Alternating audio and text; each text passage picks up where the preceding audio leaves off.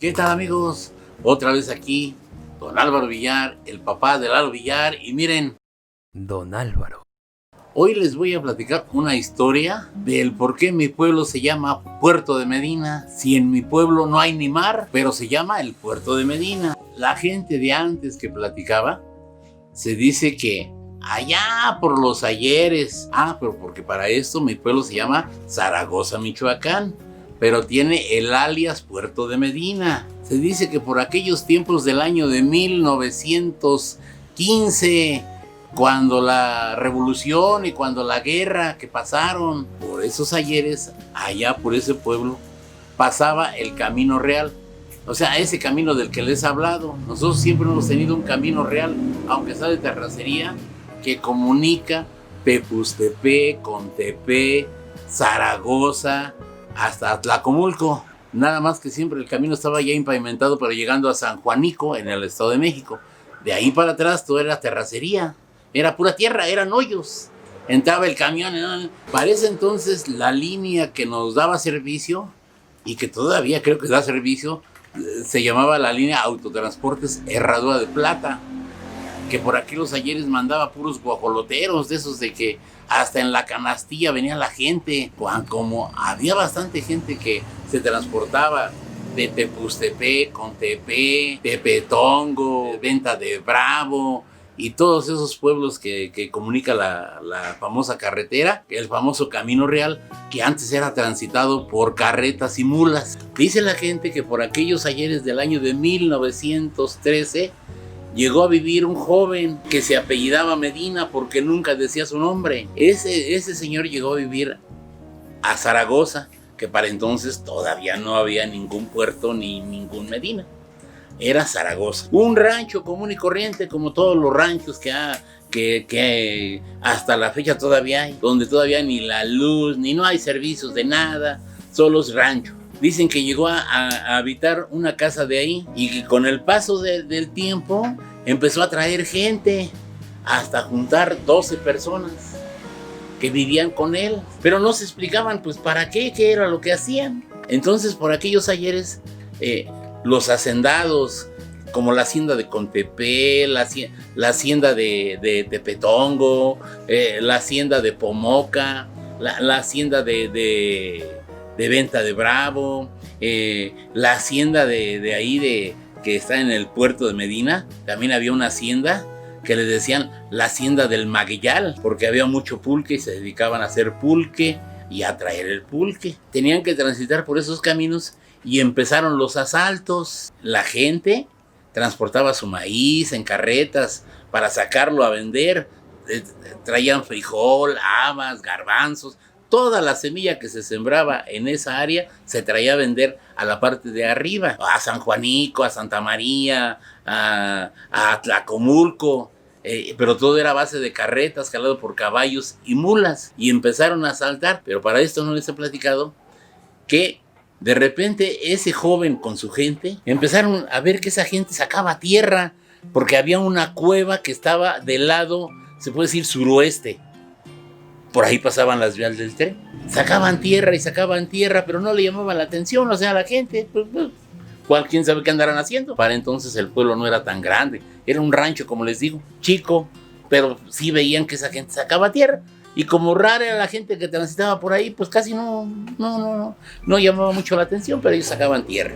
Después de algún tiempo empezaron a asaltar a las carretas, a robarles el maíz, a robarles el trigo, a robarles toda la semilla, pero pues no había indicios de nada, no se veía nada y no encontraba nada.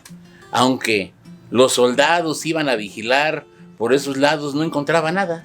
En la parte de arriba hay una estación del ferrocarril que se llama Tultenango, y más para allá está la hacienda de Tultenango, que también era muy famosa y muy productora. Para más adelante está el pueblo del Oro, en el Estado de México, y por aquel entonces las minas ya se empezaban a explotar y el ferrocarril llegaba el oro. Las minas estaban en Tlalpujagua, Michoacán, y de allá jalaban en carretas todas las piedras que sacaban de las minas para traerlas, echarlas en góndolas para que el ferrocarril las arrastrara, y las traían hasta acá a México a procesar, porque no las procesaban allá. Entonces empezaron a asaltar el ferrocarril porque llegaba la paga para pagar a los mineros y no sé cómo se enteraba esta persona y empezaban a asaltar y no hubo quien viera la cara de esta persona y conociera que era Medina con su gente, y desde ahí se formó la banda de Medina, todos a caballo,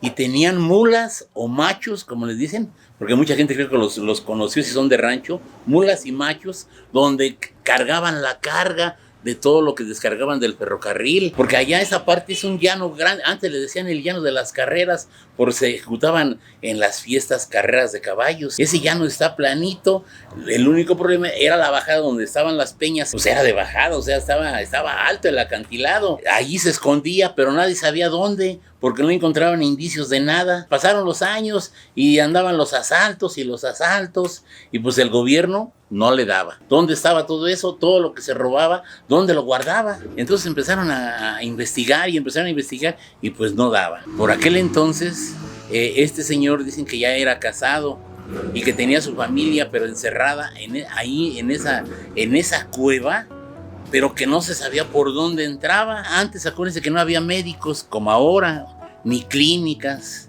y se ofreció que su esposa se iba a aliviar. Y dicen que llevaron a una persona de ahí del pueblo que era la partera, que el señor personalmente fue por ella y la llevó. Pero para esto le dijo, nada más que hay una cosa, te voy a llevar, pero no vas a poder ver por dónde entras, te voy a tapar los ojos. Y claro, la señora accedió, le taparon los ojos, la señora entró y cuando ya estuvo dentro, le taparon los ojos pues para que pudiera trabajar. Platica esa señora que estaba muy bonito adentro, de donde estaba, ahora sí que todo lo guardado, que por donde gira había maíz, trigo, cebada y dinero, sobre todo dinero. Pero dicen pues que la señora pues no le interesa ella lo que iba, que la jalaron y a su trabajo. Y ya hizo su trabajo la señora, alivió a la señora, ya la dejó ahora sí que en buen resguardo.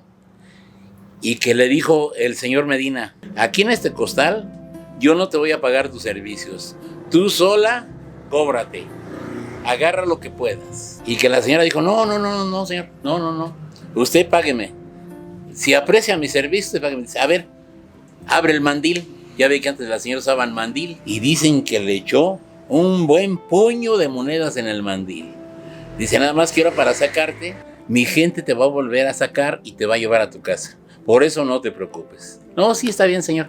Y gracias, porque eso dicen que era muy amable el señor. Entonces sacaron a la señora, la llevaron a su casa, le quitaron la venda y la dejaron con su dinero. La señora, platicando con sus amistades, empezó a decir que Medina la había llevado a que aliviara a su esposa, que en esas peñas, pero esas peñas la rodearon y mucha gente fue y nunca encontró nada, ni indicios de por aquí entra algo, pero ahí estaba. ¿Dónde? Pues solamente ese señor Medina sabía dónde estaba escondido. Desde ahí se le quedó el sobrenombre del puerto de Medina, porque era su zona de descanso, su zona de tranquilidad, y desde ahí hasta en la terminal de camiones para sacar un boleto, le preguntaban a uno, ¿a dónde vas? Al puerto. Porque si les decía usted a Zaragoza, ni lo conocían. Cuando iba usted a sacar sus papeles a Contepec, porque es el municipio, le preguntaban, ¿de dónde viene? ¿De Zaragoza? ¿De dónde? De Zaragoza. Del puerto. Sí, porque era muy conocido el puerto de Medina y hasta la fecha es muy conocido el puerto de Medina. Pero muchos acaso se han así quedado a pensar, ¿por qué? ¿Por qué le llaman el puerto de Medina? Dije, no, yo tengo que saber por qué le dicen el puerto. Y pues claro, salió a la deducción que el puerto era por el famoso ladrón del puerto de Medina, el señor Medina. De ahí vino su apellido. Bueno, pues miren, para esto, mucho tiempo robó a los pulqueros, a la hacienda de Tultenango, a las minas de Tlalpujagua. O sea, bastante dinero ya tenía al gobierno en jaque. Y cuenta la historia, o cuenta la gente que vio a esta persona y que oyó que el gobierno le tendió una trampa. Dicen que el ferrocarril fue de la Ciudad de México hasta El Oro a llevar el dinero para pagar a los trabajadores de la mina. ¿Y qué creen? No llevaba dinero. lo que llevaba eran soldados. Para esto, en esa estación de Tultenango, había un tinaco grandote de agua. Acuérdense que antes las máquinas eran de vapor. Tenían que pasar a ese tinaco a cargar agua para que se transformara en vapor, y con leña. Ya ve que le echaban, tenían mucha leña, prendían la caldera y a base de vapor y calor trabajaba la máquina. Llegó el ferrocarril y se estacionó porque había una vía extra aparte de la normal. Tenía que salirse de la normal a meterse junto del tinaco para que el maquinista o su ayudante se subiera al tinaco a abrirle la llave. Para esto ya había llegado Medina, ya estaban apostados, toda su gente ya estaba apostada en lo que era la estación del ferrocarril de ahí de Tultenango. Y en cuanto llegó la máquina y se estacionó, estos llegaron como buitres sobre el ferrocarril. ¿Y qué creen? ¿Qué sorpresa tenían, muchachos?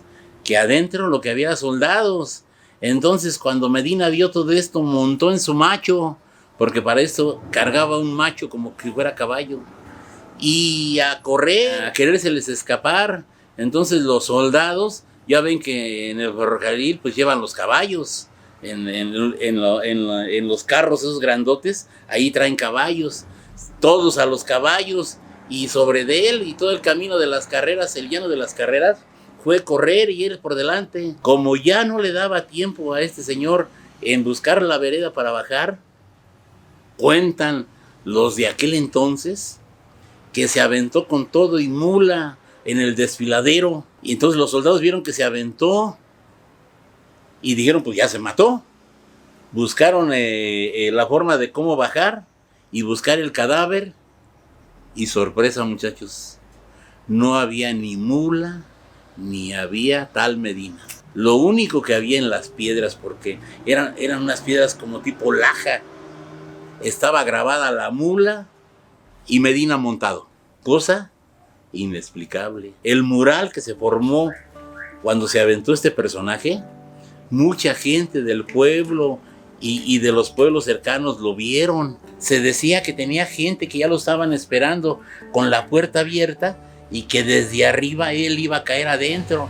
Pero díganme, ¿cómo se comunicaban si no había celulares? No había tal árbol, no había tal difunto, ni había tal mula. No se supo de la familia, y los que lo acompañaban, todos murieron porque los soldados los mataron. No quedó uno vivo para que diera dato y seña de por dónde entraban. Después de mucho tiempo, el rumor llegó aquí a la Ciudad de México, y unas personas de esas que andan buscando tesoros, contrataron maquinaria para derribar las piedras y querer encontrar las famosas cuevas de Medina adentro. Entonces vinieron pedreras y pedreras hasta que se aburrieron de que nunca encontraron nada. Desvanecieron las piedras, un montón se fue desvaneciendo y no encontraron nunca nada. Por aquel entonces también llegó un señor que le decían Pancho el Loco, porque era un señor de esos que andan en la calle, que se quedan en la calle, que por donde quiera se quedan, que siempre andan tomando. En aquel entonces el famoso alcoholito del 96. Y Pancho siempre andaba, no tenía casa,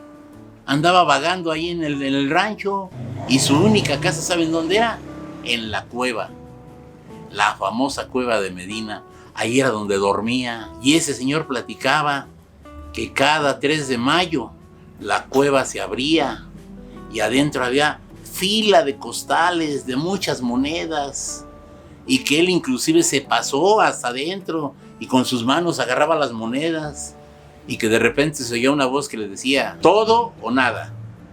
Si vas a agarrar algo, llévatelo todo, pero no te puedes echar ninguna moneda, porque en tantos minutos esta cueva se va a cerrar. Y tenía que salirse porque empezaban a bajar las piedras y se empezaba a salir la cueva y se salía y no agarraba nada. Pero como mucha gente que les platicaba y que decían que estaban locos, ni siquiera iban a cerciorarse si de verdad se abría la cueva. Hasta su fallecimiento, que ese señor murió, Medina y Pancho el Loco tenían mucho que ver. Yo a veces me pregunto, ¿y Pancho el Loco no sería Medina?